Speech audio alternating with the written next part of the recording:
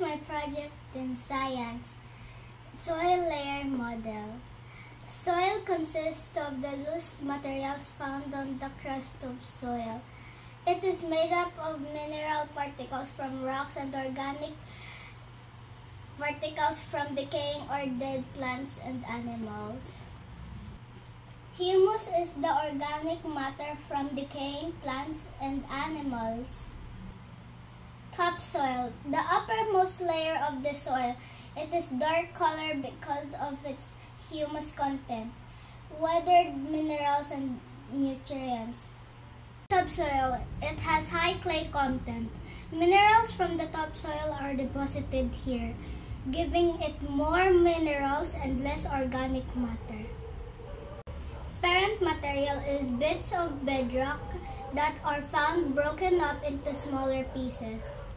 Bedrock, it is grayish in color and composed mainly of weathered rocks.